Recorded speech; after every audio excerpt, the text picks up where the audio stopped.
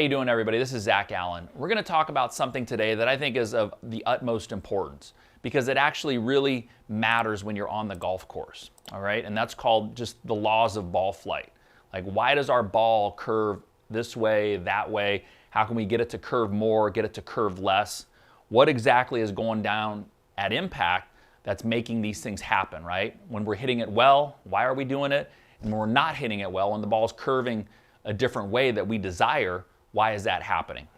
Because basically golf comes down to three things, right? If you do these three things well, you'll be a good golfer, right? If you can hit the ball far enough to play the course that you play on, right? You can reach the holes in regulation when you hit good ones.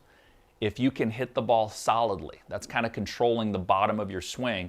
You're not hitting behind, not topping it all the time, right? You're hitting it fairly solid, not hitting on the toe or the heel greatly to where you lose a bunch of distance. But then the third one is usually the toughest. It's controlling the ball flight through the air.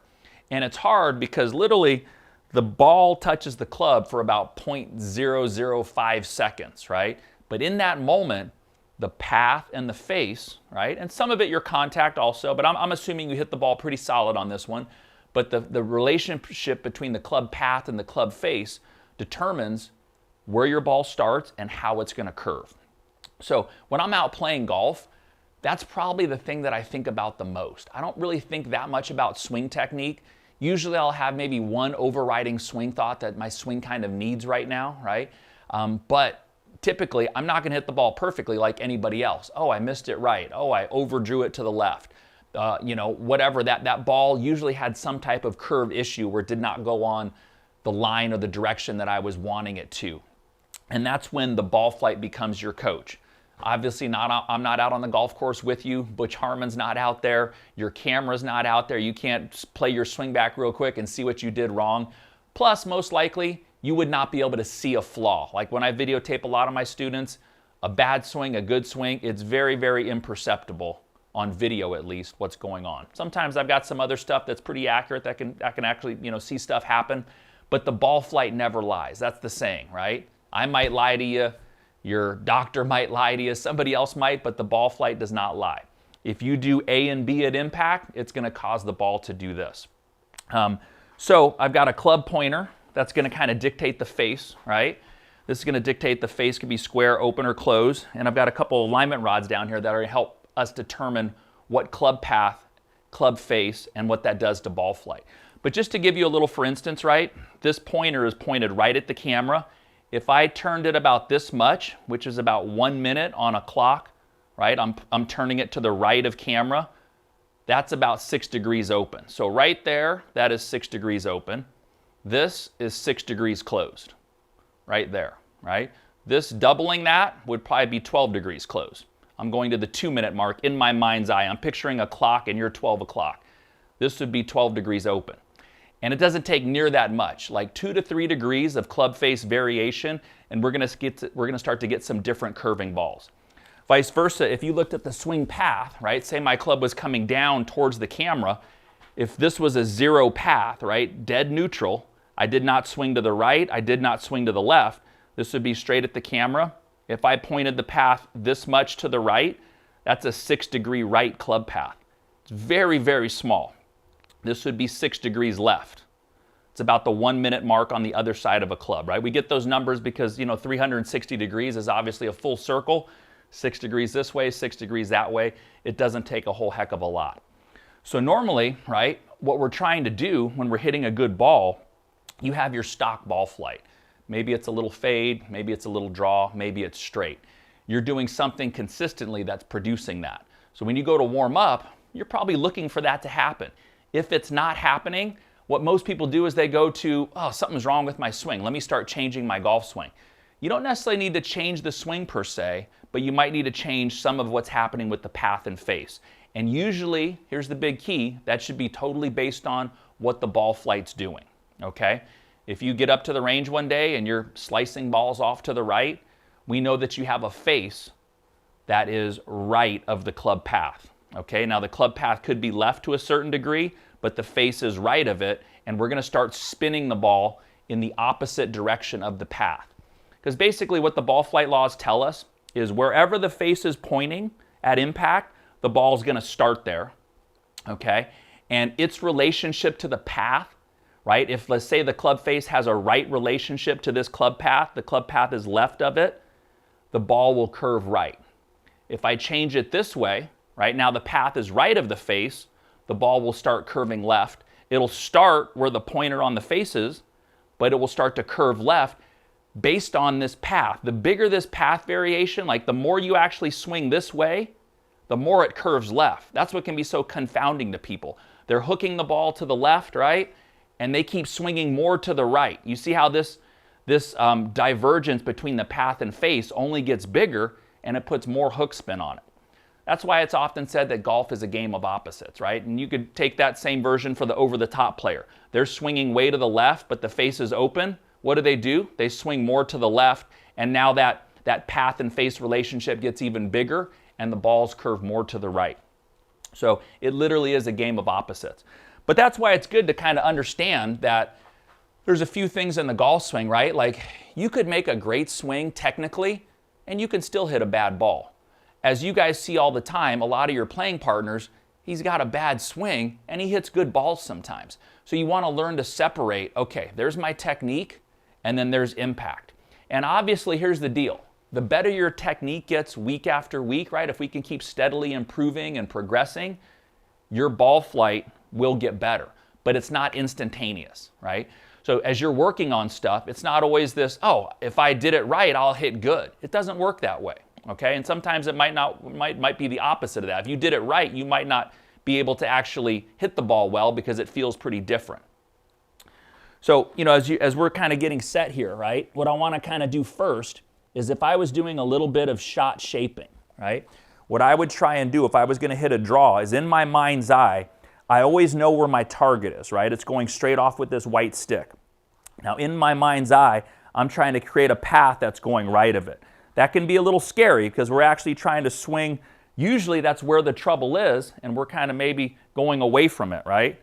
So what I'm going to do at address in order to do that is I'm going to set up square, and then I'm just going to walk around to the right slightly, and then I'm going to take the club face, and I'm going to ever so slightly turn it to the left. We don't have to do it to where it's square, but usually a little bit of help with the club face and my body alignment is going to help me create that draw path, right? The path going to the right and the face closed to the path. So right back to square. I'm going to walk over this way just a little bit. I'm going to close the club face ever so slightly, probably about 3 degrees, and then I'm going to re-grip the club slightly. Right? So now from here, and just at first, I would just hit it easy. You're just trying to get the ball to curve and dance a little bit. Don't try to hit it really hard. So that ball started out right and it bent back. So my path to face relationship, can you move that bottom scroller over a little bit? I actually did it a lot. My club path was the other way, 13 degrees right, and the face was 1.9 degree left. So there's a big differential. It's almost a 14 degree differential between those two. So it had a 27 degree left spin axis, which is great. That was kind of what my goal was. I'm trying to get the ball to bend this way. And I think it's a good thing to do. We talked a little bit just about how sometimes we can get so technique focused and we can lose some of the finer skills of golf. Think of like Bubba Watson, right? He didn't really have any lessons growing up, but he really liked to watch the ball curve in the air. And that's kind of how he plays golf. I think it's good for everybody to do this from time to time, to kind of experiment. You're going to go back to your bread and butter, your stock swing, but just to kind of clear the mechanism a little bit, work on a little bit of shot shaping just to free you up, right? So that was the draw. Let's go to the fade now. So now I'm going to basically just do the opposite. I'm going to walk over here. I'm going to envision my path being left with this red stick. And so here's square to the target. I'm going to walk over here to the left. And then I'm going to ever so slightly open the face, where you got to be careful. If you open the face too much, the ball's going to start right. Remember, a true fade would actually start a little left of target, curve back to it. Vice versa, a true draw, start a little right, curve back to it, not cross over it. So with that, as we get set up here, I'm a little bit open, face is a little bit open, and then just like we do in a bunker, once you open the face a tweak, it doesn't take much, 2 or 3 degrees, re-grip it, right? So the grip is in effect slightly weaker. Usually with stuff like this, what's cool is you start to mess around with things like this. You'll notice a little fade goes shorter. That little draw, they call it a going draw. Sometimes it goes a little longer. So if you need to cheat a little extra distance out of a club to get there, a few extra yards, you could try to aim a little right, swing from in to out, draw it a bit. Usually the ball will release a little bit more. If you need to cut a little distance off, we can kind of go this way and shape it the other way. It's a great way when you're in between clubs to be able to get to a right pin, a left pin, take a little off your 7-iron, add a little to your 8-iron, whatever you need to do. And then you might find you really like one and it becomes your go-to shot. And you'll notice here as I take a practice swing, I kind of like to feel that left path and I feel that face staying a little open to the path. You notice how my follow through kind of looks a little bit different. If I did the draw swing again, so if I was out there playing with me, I could tell, hey, that guy's hitting a draw, that guy's hitting a fade. But it's very visual, it's very feel-oriented. I'm not thinking a whole lot of technique. I'm just kind of having fun trying to play with some of these parameters. And that's how I'd have you start, and that's how I have my students in person start when we do start working the golf ball.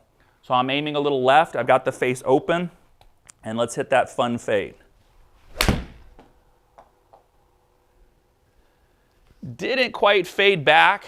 My club path went from 13 right to 5-degree left, and my face was 4-degree left, so I didn't quite have the face open enough. It was open to the path, so the ball had a tiny bit of right spin. It just didn't quite bend as much as I wanted. That was a 7-iron, went 158 yards. Normally, if I hit it good, it's around 170, so I lost around 10 yards with that, which would probably be fine. It would drop a little bit softer. You know, it would work for certain pin locations. But like I said, the biggest thing is what you can learn from, number one, freeing up your swing, not being so technical all the time. Do a little bit of shot shaping from time to time. Have some fun with it. You can go back to working on your swing later. But number two, when you're out on the golf course and you start to experience the ball flights that are not desirable, if you understand the laws of ball flight, you're going to be able to change those things. And let me tell you this, okay? You don't just understand them by reading about them or watching me do it. You actually need to get out there and you need to make some balls curve yourself to where you're really able to like, oh, okay, hey, hit a draw and you can do it. Oh, okay, hit a fade and I can actually do it. Because people can talk till they're blue in the face about hitting a draw, hitting a fade. Oh, I'm a scratch golfer. We know where that goes a lot of times. That's a lot of bar talk, right? Go out there and try it yourself. Do it for, don't do it for days on end. Do it for a little bit. You'll see after a couple sessions, you'll start being able to shape the ball. But be careful. It's always good. You do a little bit, go back to your stock swing. You don't want to lose your swing, just based on you doing this all the time. So you want to kind of make sure you always can reset back to square, back to my stock swing. You might even do that in that shot shaping practice session. Don't lose that. But then gain some of those laws of ball flight because you'll never know when you'll need it when you're out on the course. Oh, I'm slicing, I'm hooking, I'm doing this. I need to slice one to get out of this, predicament that I'm in. It'll save your butt and it'll answer a lot of questions on the golf course for you when your ball's not cooperating in terms of going where you want. I hope that helps. I will see you guys next time around. I hope you enjoyed that video. In all my years of coaching and studying the golf swing, I've discovered there's only one thing that separates the best ball strikers in the world from the rest of us. I call it the magic move. And you can use it to generate effortless power and consistency in your game. Since I don't have time in this short video, I've put together a 3-part web class where I show you everything you need to know, holding nothing back. I call it my Magic Move Training Series. And you can get the entire thing free of charge by clicking the link right here. The training series isn't available anywhere else, so go ahead, click the link right now, and join the over 100,000 golfers who have already gone through this incredible training. Thanks for watching, and I'll talk to you soon.